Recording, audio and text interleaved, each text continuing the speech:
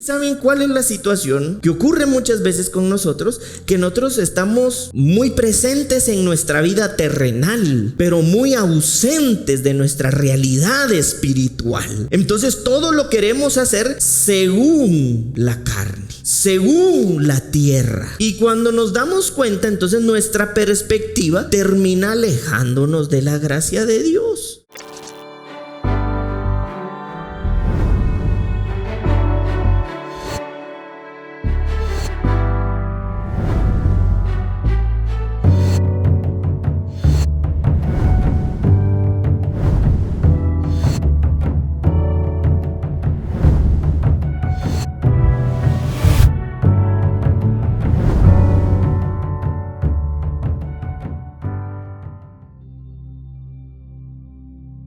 Pero ahora sí, díganle a la persona que tienen cerca sin temor, díganle, disponte. Ahí está. Muy bien, vamos a disponer nuestros corazones para que Dios ministre nuestras vidas. Amén. Vamos a continuar con la serie de pasos en una nueva realidad. Esta es madurez, parte 2. Ya con esta enseñanza de pasos en una nueva realidad llevamos aproximadamente 8 enseñanzas. Y si no estoy mal, la del amor, el amor en Jesús, que no la puse dentro de este pasos en una nueva realidad, creo yo que si contamos esa, tendríamos alrededor de 9 enseñanzas, ¿verdad? Creo que ya con esto llevamos aproximadamente 2 meses hablando de esta nueva realidad espiritual. Y de pronto ustedes se preguntarán, ¿y cuál es la necesidad? Que muchas veces seguimos viviendo en una realidad errada, equivocada, ¿verdad? Les pongo yo un ejemplo. A veces nosotros estamos más determinados por el pasado que en Cristo. Es que no sabes si yo aquí, yo allá, pero tú en Cristo eres una nueva creación. No, pero mi pasado. Tú solo con escuchar a alguien puedes notar cuál es su realidad. ¿Sí me estoy explicando? No porque en nuestro pasado no hayan habido acontecimientos que de pronto nos hayan marcado, pero nuestra realidad hoy está en Jesús. Y nuestra realidad hoy, por medio del sacrificio de Jesús, es presente. Es una realidad presente. Entonces, tiene que llegar el día donde nosotros podamos hablar de nuestra realidad desde ese lugar. ¿Qué lugar? El de Cristo Jesús. Como hablamos de nuestro pasado, o de nuestra enfermedad, o de nuestra dolencia, o de nuestra situación, tu realidad es Cristo. Entonces tiene que llegar el momento en que nuestra realidad sea de tal manera tan viva en nosotros, que entonces no hablemos de nuestras vidas ajenas a esa realidad. Porque entonces eso lo que va a permitir es de que experimentando esta realidad, nuestra forma de avanzar, de creer, de producir, de ser útil a Dios, va a aumentar de manera exponencial, porque ya no te vas a ver según la limitación, según el fracaso, ¿verdad? Ni el pasado, sino tu presente, tu realidad presente, que es Jesús por medio de su Espíritu Santo. Amén. Muy bien, vamos a ir a la carta a los Gálatas, ¿verdad? En el versículo 1, Gálatas capítulo 5, versículo 1. Dice: estad pues firmes en la libertad con que ¿quién nos hizo libres? Cristo nos hizo libres. Y no estéis otra vez, ¿verdad? Cuando le decimos otra vez a alguien, ¿verdad? Otra vez, tú y tus cosas, ¿verdad? Tú y otra vez, eso es lo que se dice en el apóstol Pablo. Estéis otra vez sujetos al yugo de ¿qué? Esclavitud. Otra vez como esclavo, en lugar de estar libre. ¿En quién? Versículo 2. He aquí, por si teníamos duda quién estaba escribiendo, yo Pablo os digo, si os circuncidáis, de nada os aprovechará Cristo. Recordemos que los Gálatas también era un contexto bastante desafiante en las iglesias de ese tiempo porque se infiltraban falsos maestros. Entonces los falsos hermanos se introducían para volverlos a ser esclavos, en otras palabras, ¿verdad? Entonces aquí es donde el apóstol Pablo les dice: yo les digo que de nada les sirve lo que otra vez están haciendo, de estarse circuncidando, porque de eso nada se aprovecha Cristo. O sea, que ustedes se mutilen el cuerpo no va a hacer que Cristo sea más glorificado, dice él, ¿verdad? Entonces dice en el versículo 3, bueno, y paréntesis, y esta era una práctica de los judíos de esta época, ¿verdad? Era un rito de alguna manera para cumplir la ley, ¿verdad? Entonces le está diciendo: ustedes otra vez terminaron esclavos en comportamientos de la carne, más que estar viviendo desde la realidad del Espíritu. Y entonces les dice en el versículo 3: y otra vez testifico a todo hombre que se circuncida que está obligado a guardar toda la ley, lo que les estaba diciendo. Versículo 4: de Cristo os desligasteis los que por la ley se justifican, de la gracia han caído. Es decir, ustedes están más en el tema de la carne que del espíritu, y si continúan en esas prácticas de la carne, básicamente ustedes están quedando desligados de la gracia de Jesús. Eso es lo que les está diciendo. Entonces tu justificación ya no es Jesús, ya no es espiritual. Ahora tu justificación es humana. Es decir, parece que es mérito tuyo, cuando el mérito es de Jesucristo. Entonces de la gracia has caído. Versículo 5: pues nosotros por el Espíritu aguardamos por fe la esperanza de la justicia. Es decir, un acto espiritual más que carnal. Es que ¿saben cuál es la situación que ocurre muchas veces con nosotros? Que nosotros estamos muy presentes en nuestra vida terrenal, pero muy ausentes de nuestra realidad espiritual. Entonces todo lo queremos hacer según la carne, según la tierra. Y cuando nos damos cuenta, entonces nuestra perspectiva termina alejándonos de la gracia de Dios. Y por eso es que hemos recibido fe. Di conmigo en voz alta: he recibido la fe de Jesús. Esto ya no. ¿Qué fe has recibido? La de Jesús. No es cualquier fe, no es una fe que te inventaste, es la fe del Hijo de Dios que está en tu corazón. Entonces, como tienes la fe de Jesús, tienes por medio de esa fe la capacidad de administrar las riquezas de Dios espirituales. ¿O no recuerdan que el apóstol Pablo eso es lo que le dice a Timoteo? Timoteo, echa mano de la vida eterna. ¿Y cómo va a echar mano de la vida eterna? Por medio de la fe. La administración de esta vida espiritual requiere de la fe de Jesús. Amén. Entonces él les dice: por el Espíritu aguardamos por la fe del Hijo de Dios la esperanza de la justicia. Versículo 6: porque en Cristo Jesús ni la circuncisión vale algo, ni la incircuncisión, sino la fe que obra por el amor. ¿Y quién es el amor? Dios, exacto, Cristo, ¿verdad? Dios es el amor. ¿Y el amor es un qué? Sustantivo. Y cuando estamos hablando de un sustantivo, hablamos de algo que es propiedad de ese algo. Es decir, la Escritura nos enseña que Dios tiene por propiedad de su naturaleza el amor. Por eso dice la Escritura que Dios es ese ¿qué? Amor. Entonces les vuelvo a releer el versículo 6.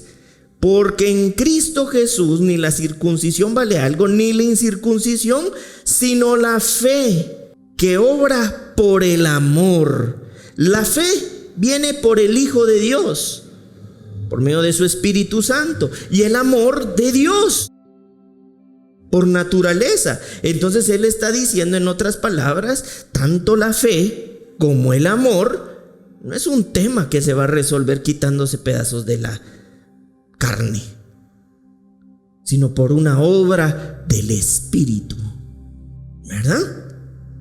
Entonces versículo 7 dice: vosotros corríais bien. ¿Quién os estorbó para no obedecer la verdad? Esta persuasión no procede de aquel que os llama.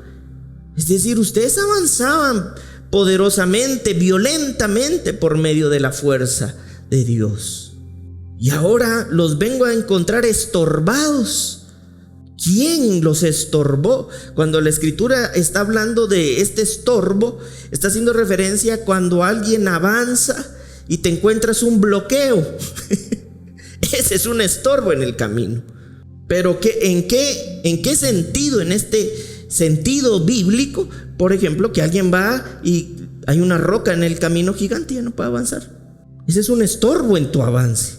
Entonces el apóstol Pablo de alguna manera está diciendo: y que ustedes iban corriendo bien, ¿quién les estorbó? Les tapó el camino para no obedecer a la verdad. Versículo 8: esta persuasión no procede de aquel que os llama. Un poco de levadura leuda toda la masa. Esas obras que empezaron a ser de la carne, por muy pequeñas, van a gobernar todo tu corazón. Eso es lo que le está diciendo el apóstol Pablo. Yo confío respecto de vosotros en el Señor, que no pensaréis de otro modo, mas el que os perturba. Miren lo que dice aquí el apóstol de la gracia: pero quien te perturba llevará la sentencia, quien quiera que sea. Grueso, ¿verdad? Porque lo que está estorbando es el avance del Espíritu, el avance de Jesús. Entonces ahí el apóstol Pablo, por el temor y el temblor y el respeto a Jesucristo, porque lo tiene revelado en su corazón, sabe que lo obstaculizar el avance no lo hace solamente al hermano, se lo realiza al mismo Jesús. Entonces él dice: mas el que os perturba llevará la sentencia, quien quiera que sea. Y yo, hermanos, si aún predico la circuncisión, ¿por qué padezco persecución todavía? En tal caso se ha quitado el tropiezo de la cruz. Versículo 12: ojalá se mutilasen los que os perturban. Estaba volando fino el apóstol Pablo, ¿ah? Ojalá estos que los vienen a perturbar fueran los que se quitaran los pedazos del cuerpo. Pero no son ellos. Resulta que son ustedes. Porque vosotros, hermanos, a libertad fuiste llamados. ¿A qué fuimos llamados? ¿A qué fuimos llamados? Solamente les dice que no uséis la libertad como ocasión para la carne, sino servíos por amor los unos a los otros. Es decir, nosotros hemos recibido la libertad no para andar carnalmente, sino para andar espiritualmente, porque eres espíritu de Dios por medio de su Espíritu Santo. Entonces tu libertad es para andar carnalmente. ¿Para andar cómo? Espiritualmente. Entonces termina diciendo en esa parte que entonces nos sirvamos por amor los unos a los otros, porque quien es guiado por el Espíritu Santo de Dios actúa en el amor de Dios. Y entonces, ¿qué es lo que hace? Implícitamente sirve. Sirve, es útil para el hermano. Versículo 14: porque toda la ley en esta sola palabra se cumple: amarás a tu prójimo como a ti mismo. Pero si os mordéis y coméis unos a otros, mirad que también no os consumáis unos a otros. O sea, ya andaban tan en la carne que estos ya se andaban dando con todo, ¿verdad? Empezaron en el espíritu y terminaron en las obras infructuosas de la carne. Versículo 16: digo pues, andad en el espíritu y no satisfagáis los deseos de la carne.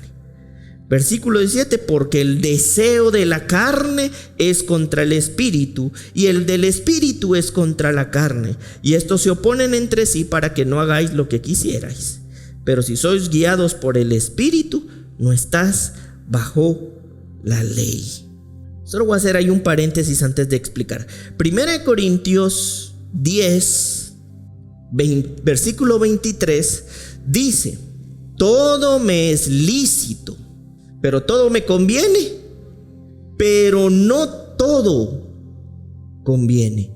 Todo me es lícito, pero no todo edifica. Lo que estaba diciendo el apóstol Pablo. En otras palabras, tú recibiste la libertad, pero no para las obras infructuosas de la carne, sino para ser guiados por el ¿qué? Espíritu Santo. En otras palabras, es lo que podemos traducir: yo no debo hacer todo lo que puedo, sino todo lo que debo. ¿Tú puedes atropellar a alguien? Puedes. ¿Debes? No. ¿Puedes tomar algo que no es tuyo y llevártelo a tu casa? Puedes. ¿Pero debes? No. ¿Puedes insultar a alguien? Puedes. ¿Pero debes? No. ¿Puedes golpear a alguien? Puedes. ¿Pero debes? Todo me es lícito, pero no todo conviene, porque no todo edifica. Nosotros hemos recibido la libertad en Jesús por medio de su Espíritu Santo para ser guiados por el Espíritu Santo. Amén. Bueno, ahora vamos a regresar al versículo 1. En el versículo 1, el apóstol Pablo les dice: estad pues firmes. Quiero que podamos ver qué significa esa palabra, estar firmes. Firmes viene del griego esteko, que significa mantener la posición. ¿Cuál es en esta realidad espiritual tu posición? Jesucristo. ¿Cuál es tu posición? ¿En dónde está tu posición entonces? En Jesucristo. Entonces el apóstol Pablo les está diciendo: mantengan la posición. ¿Cuál es la posición? ¿O en quién está la posición? En Jesús, en Jesucristo. Entonces les dice estar firmes en esa posición, y les dice en la libertad con que Cristo nos hizo libres. En otras palabras, mantén la posición en Jesús, en esa libertad. Y entonces es ahí donde yo quiero que podamos ver lo que significa en este contexto libertad. Y libertad viene del griego en este contexto eleuteró, y significa liberado de la esclavitud. Lo que hace Dios al eliminar las restricciones del pecado, entre paréntesis, la oscuridad, es decir, ser entregado por Dios a la verdadera libertad espiritual. ¿Y cuál es esa verdadera libertad espiritual? El crecimiento y la madurez. Entonces, ¿qué estaba diciendo en otras palabras? Mantén la posición en Jesús, en esa libertad espiritual. ¿Y cuál es esa libertad espiritual? La que te ha despojado de toda oscuridad y de todo pecado para poder ser conducido a la madurez. Es decir, el apóstol Pablo le estaba diciendo a los Gálatas, y a través de esto nosotros podemos aprender que Dios nos llamó a mantener la posición en Jesucristo. En esa posición en la que se han eliminado las restricciones del pecado y la oscuridad. Pero ¿a quién les está diciendo esto el apóstol Pablo? A los Gálatas.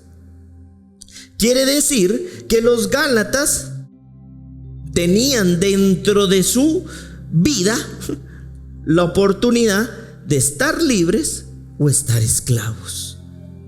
Entonces Él les hace un llamado y les dice: recuerda la propuesta de Dios. La propuesta de Dios es de que mantengas la posición. ¿Y cuál es la posición? La posición de libertad. ¿Y qué es la libertad? Cuando Dios quita todo el pecado y toda restricción para que entonces podamos alcanzar crecimiento y madurez. Es decir, cuando nosotros vemos entonces bajo este contexto, esta perspectiva que tenía el apóstol Pablo, entendemos la importancia de por qué inició el apóstol Pablo en este capítulo diciéndoles que mantuvieran o que se mantuvieran firmes. Y ese es un llamado para nosotros: mantente firme, mantén la posición de un libre, porque solo manteniendo la posición de un libre tú podrás crecer y podrás alcanzar madurez. Por eso es que les dice: con Cristo nos hizo libres. Es decir, por medio de Jesús nosotros hemos sido ¿qué? Libertados. Dios elimina las restricciones del pecado, de la oscuridad, y nos conduce a la verdadera libertad. ¿Y cómo es esta verdadera libertad? Espiritual. ¿Y para qué sirve esta libertad espiritual? Para crecer, para madurar. Es decir, una vez más podemos darnos cuenta que el objetivo de Dios es conducirnos a una vida de madurez. Dios no quiere que nosotros estemos incapacitados en esta vida sin poder controlar una situación adversa por inmaduros. Porque desafíos, aflicciones tendremos siempre. ¿Y eso es nuevo? No. Tanto que el mismo apóstol Pablo, si no estoy mal, la escritura nos enseña: así como tú estás siendo afligido, hermanos de todo el mundo también lo están siendo. Porque las adversidades, las dificultades siempre van a existir. La diferencia está en quién tú las asumes o quién la vive.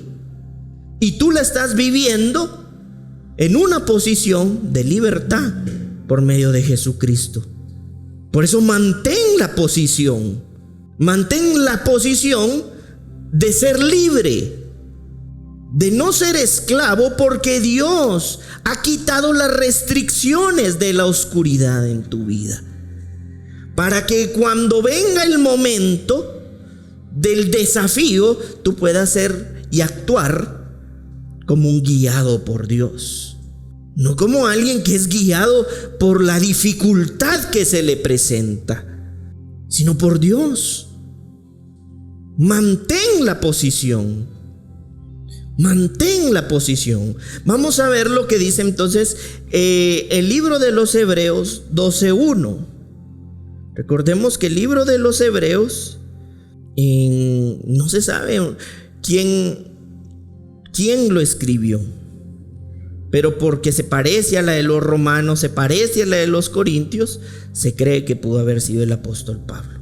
Entonces dice el versículo 1: por tanto nosotros también, teniendo en derredor nuestro tan gran nube de testigos, despojémonos de todo peso y del pecado que nos asedia, y corramos con paciencia la carrera que tenemos por delante. Yo no sé, pero si ustedes notan en lo que leímos en Gálatas, en la carta a los Gálatas, nos dice, quisiera que pudiéramos regresar a la carta a los Gálatas donde estábamos hablando sobre mantener la posición. El apóstol Pablo está diciendo: estad pues firmes en la libertad con que Cristo nos hizo libres, y no estéis otra vez sujetos al yugo de esclavitud. Y dentro de este mismo capítulo El apóstol Pablo les dice: yo no sé qué les pasó a ustedes, que corrían bien y que ahora tienen estorbo. Pues en el libro de los Hebreos, capítulo 1, ese estorbo del que está hablando el apóstol Pablo sí ya tiene nombre. Y es donde entonces el escritor de los Hebreos dice que nos despojemos de todo peso, en otras palabras, de todo estorbo y del pecado que nos asedia, y corramos con paciencia la carrera que tenemos por delante. ¿Y qué fue lo que les dijo el apóstol Pablo a los Gálatas? Ustedes corrían bien. ¿Y qué es lo que está diciendo el escritor de los Hebreos en esto? Para que corran bien, despójense de todo pecado. Es decir, ¿por qué muchas veces nosotros no mantenemos esa vida en crecimiento y en madurez? Simple y sencillamente porque no mantenemos la posición en Jesús.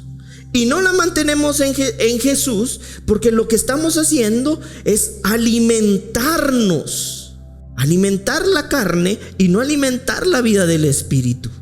Y entonces, al alimentar la carne y no alimentar la vida del Espíritu, nosotros tenemos un sobrepeso en el avance.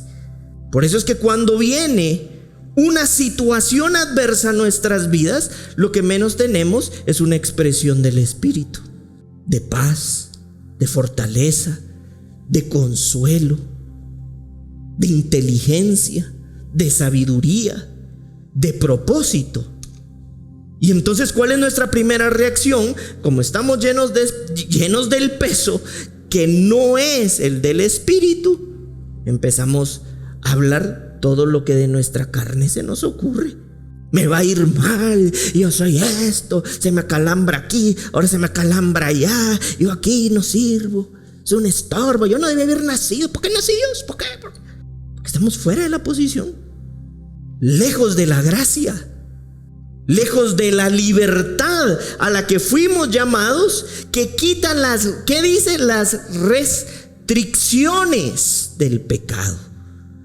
¿Qué va a hacer entonces si tú alimentas la carne? Restringir el avance del Espíritu. Si tú, con la misma fuerza con la que alimentas de lunes a domingo la vida de la carne, alimentaras la vida del Espíritu, en un momento de aflicción habría más en una expresión del Espíritu que una expresión de la carne.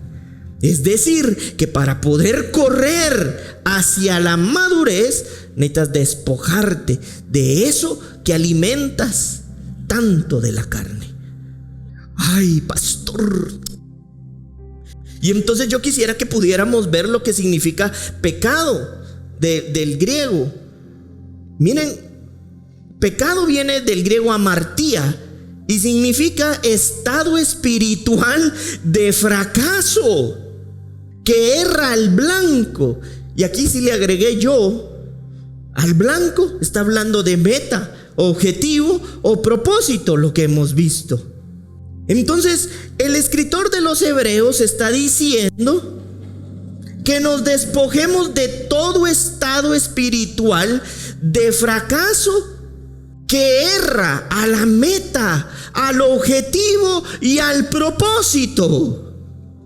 Porque si tú no mantienes la posición firme como un libre en Jesús, que quita las restricciones, tú vas a estar llevando el peso del pecado.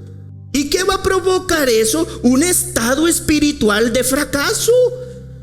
Y como es un estado espiritual de fracaso, es como llevar en la mochila un montón de peso que no te deja avanzar y que entonces no te permite llegar a la meta. ¿Y qué aprendimos? Que quién es la meta, quién es el objetivo y quién es el propósito. Jesucristo. Por eso el apóstol Pablo les dice: mantén la posición, está firme en la libertad que te quitó las restricciones del avance, las restricciones para no llegar a la madurez. y no llegar a la meta y no llegar al objetivo. En otras palabras, ¿por qué nos hemos mantenido en un estado infantil de la vida espiritual?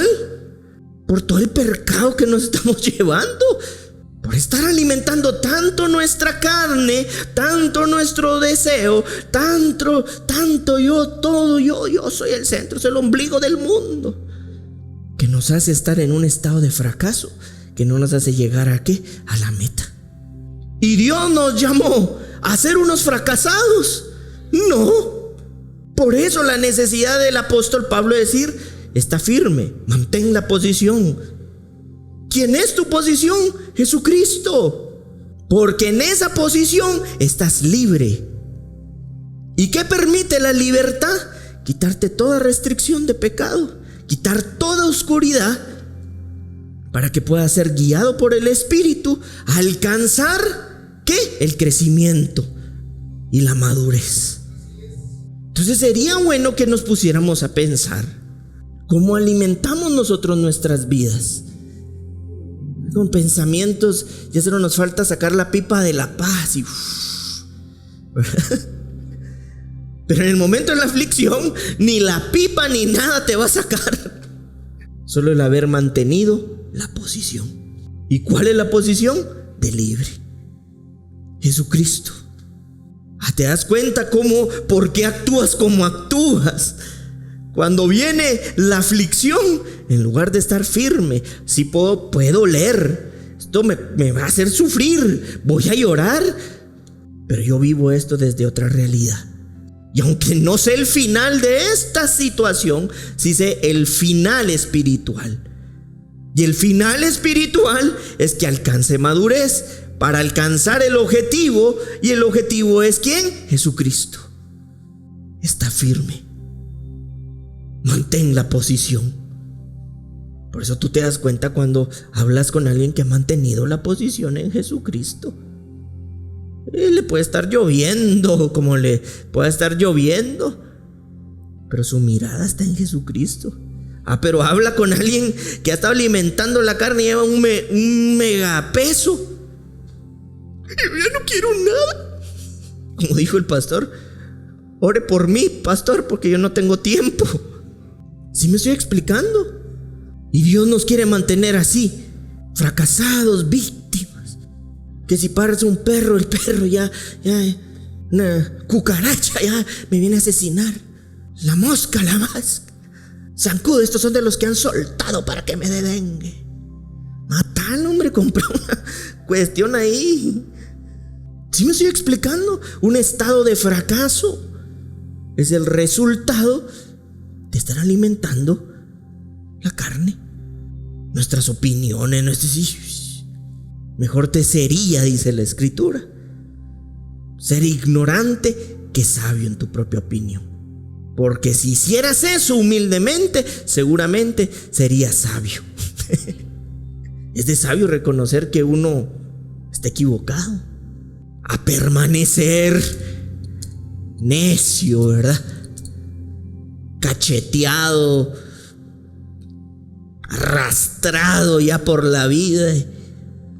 Pero ahí sí mantenemos la posición de orgullo, todos raspados, todos.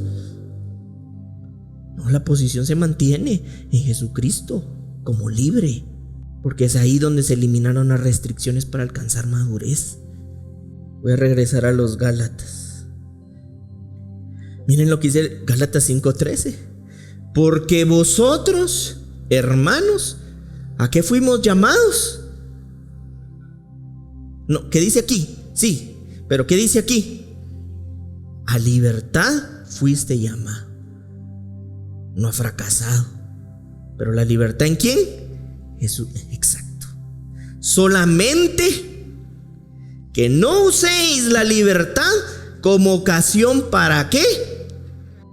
Sino servíos por amor los unos a los otros. Tú vas a darte cuenta que entre más alguien esté en el Espíritu, más expresión de amor tú ves en ese alguien. Pero alguien que estaba a alimentar la carne, pues chica, o sea, sí va. Y si me saludan, salúdame por WhatsApp. y dale autoeliminación. ¿O no?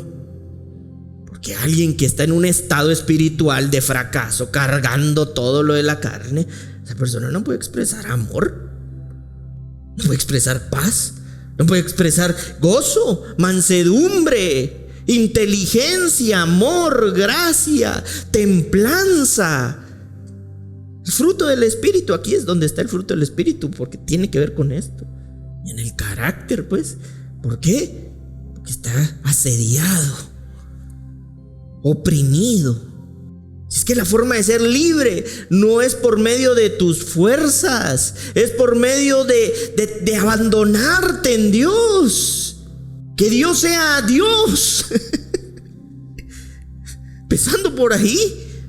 Que Él sea el Señor, el Rey, el que gobierna. Si así está trazado el diseño. Yo me voy a rebelar. Bueno, prepárate para cargar tu mochila y andar en un estado de fracaso. Y lo más seguro es que no puedas crecer, pero eso sí, después no vas a echarle la culpa a Dios. Porque la instrucción es mantener la posición en libertad, porque ahí se eliminaron las restricciones.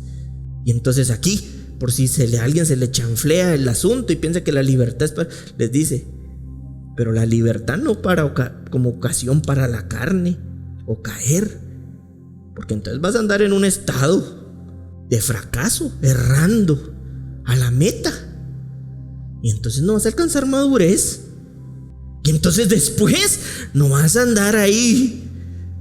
Dios tiene la culpa. ¿Sí me estoy explicando? Que Jesucristo forme el carácter del vencedor, del triunfante, del victorioso. Si Jesucristo no fue un fracasado, confíen, porque yo he vencido este mundo. Miras fracaso ahí. Esa es la posición de triunfante y de victorioso. Te enfrentes a lo que te enfrentes. Quizás un diagnóstico desfavorable, pero en la posición de Cristo soy victorioso.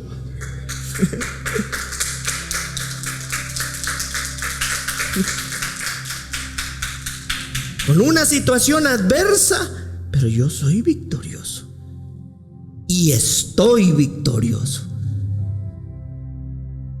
Tal vez el cuerpo se me descompone de vez en cuando, pero mi estado espiritual no es fracasado. Yo no soy ningún fracaso, porque seguimos militando en un cuerpo humano. Que si sos de umbral del dolor bajo, te hacen así, ¡au! Te quebras, porque sigue siendo cuerpo, pues. Entonces, ¿qué es lo que vamos a alimentar más? La vida es la vida del espíritu, y la vida del cuerpo no. Si no, después si andan fracasados ahí no van a estar. Poderoso, glorioso. Nuestro Dios es glorioso. Y si somos parte de la naturaleza de Dios, nosotros estamos en victoria. Y sabes tú, cuando has alimentado tanto la carne, que tú hablas de tu pasado, eso soy. Pero cuando hablas tu presente en el espíritu, digo que soy así. Tal vez soy. Yo pienso que ahí es medio estoy. No, en Él estás. Tu identidad es Cristo. Miren lo que dice el versículo 25. Si vivimos por el Espíritu, andemos también por el Espíritu. No nos hagamos vanagloriosos, irritándonos unos a otros, envidiándonos unos a otros. Es que quien anda en el Espíritu, del Espíritu es. Y por eso así actúa. Miren lo que dice en el versículo 25. La palabra andar, andemos, viene del griego estoixeo, que significa caminar a un mismo ritmo, según el ritmo de paso del Espíritu Santo. Por eso es que Dios nos dio dominio, para no salir como locos y quedar tirados, ¿verdad? Yo no sé si has visto, a mí me pasó de pequeño, cuando había una carrera, uno salía como, y menos si uno no había entrenado, como salvaje salía corriendo, pero te pasaban todos porque así estabas decapacitado, pues. Porque dice que la escritura, el Señor nos dio un espíritu de ¿qué? Amor, poder y ¿para qué? Para que andemos en dominio al ritmo del espíritu. Porque los que son hijos de Dios son guiados ¿por quién? Y el espíritu mismo de Dios es el que nos da la fuerza, el que nos capacita para andar a su ritmo. No es que porque es el Espíritu Santo. No, si el Espíritu se derramó en nosotros para que por medio de Él andemos según el ritmo ¿de quién? Del mismo Espíritu. Hombre, si no nos ha dejado desamparados, no nos ha dejado huérfanos, no nos dejó para vivir en un estado de fracaso, que no sabe apuntar y darle al objetivo o al propósito o a la meta. Por eso nos dio de su dominio. Y miren lo que significa vanaglorioso en el versículo 26. No nos hagamos vanagloriosos irritándonos. Vanaglorioso kenodoxos. ¿Y saben qué significa? Una gloria vana o vacía, dice. Una arrogancia que engaña a otros, a sí mismo. Bien engañado uno. Me engañaron, no me engañé. Impulsada, miren, por delirios personales de grandeza. Es que a veces no nos damos cuenta, pero estamos a darle vuelo y nos hacemos vanagloriosos y engañados. Ya ni necesitamos que nos engañen. Estamos vacíos, engañados por nosotros mismos, impulsados por nuestros propios delirios. Y miren, a mí si algo me llamó la atención es de grandeza. Y yo me ponía a pensar, ¿cómo así de grandeza? Sí, porque muchas veces, en lugar de creer que en Dios estoy seguro, yo siento que yo estoy seguro por mí.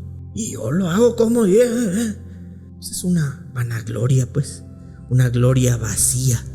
Y lo que está haciendo eso, ¿qué es? Alimentar tu ¿qué? Tu carne. Y entonces eso te mantiene en un estado de ¿qué? De fracaso. Y entonces eso no te permite llegar al estado de crecimiento, de madurez. Porque tenemos el ego tan grande que todo se trata de mí, por mí, para mí. Pero cuando yo entiendo que Dios derramó de su Espíritu Santo y lo derramó en mi corazón para que ande al ritmo del Espíritu Santo, yo voy a empezar en pasos del mismo Espíritu a crecer y a madurar. Y entonces vendrá el momento donde el fruto del Espíritu Santo, como dice Gálatas 5:22, si no estoy mal, empiece a manifestarse. Y se manifiesta como con el carácter de Jesús. Teniendo ¿qué? Amor. Teniendo ¿qué? Gozo. Incluso cuando nadie lo tiene. Paz que sobrepasa todo entendimiento. Paciencia, benignidad, bondad, fe, mansedumbre, templanza. Contra tales cosas no hay ley. Templanza es semejante, es del sofronismos también, es semejante al dominio. Autodisciplina. Autodisciplina para no pegar aullidos como loco, cuando tal vez lo que hay que hacer es silencio y poner la mirada en Jesucristo. Sí, pues ahora mi vida, se me acabó mi vida ya. Es que en ese estado de fracaso, vivir la vida es duro. Pero mantén la posición a la que fuiste llamado. Y te aseguro y te garantizo que esa victoria, que es eterna, va a gobernar tu vida y tu corazón. Estamos diseñados, Sandy, para la madurez. no para estar puestos en este mundo y ser víctima de todos, del aire, de la lluvia, del sol, de la arena, del vecino, de la vecina, de la llanta, de la mosca. Y por eso es que Dios a nosotros nos hace nacer de la carne. Dios nos hace nacer de la carne. ¿Nos hace nacer de qué? Del Espíritu. Miren lo que dice Juan, capítulo 3, versículo 6. Lo que es nacido de la carne y lo que es nacido del Espíritu, ¿qué? ¿Eres tú un espíritu? Porque eres nacido ¿de quién? Mantén esa posición. Mantente firme en eso. Y miren lo que dice Juan 1:13. Los cuales no son engendrados de sangre, ni de voluntad de carne, ni de voluntad de varón, sino ¿de quién? ¿Tú eres un nacido de quién? Entonces es posible ser guiado por Dios. No solo es posible, es natural que pase. Porque eres un hijo ¿de quién? De Dios. Y es aquí donde yo les he enseñado que la palabra voluntad viene del griego ételos, que tiene dos efectos, uno pasivo y uno activo. El pasivo es que pone con él su voluntad, y el pasivo es que pone sus deseos, sus anhelos y su querer. Es decir, cuando Dios nos engendra por medio de su Espíritu Santo, ¿saben qué es lo que hace? Pone una impuesta necesidad de Él. Hay un hambre de Dios, un hambre de la justicia de Dios, hay un hambre de la verdad de Dios, hay un hambre por la santidad de Dios, hay un hambre por la realidad de Dios.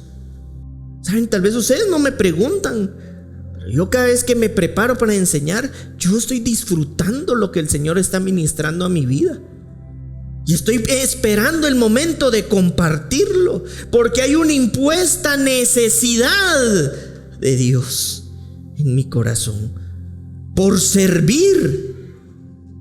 Yo no sirvo para estar más cerca de Dios, sino porque Dios se derramó en mí y ha impuesto su necesidad en mí. Sirvo porque es Dios viviendo su vida a través de mí.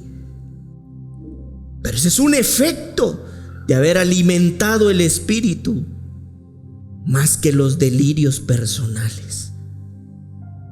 Y entonces Dios nos engendró del Espíritu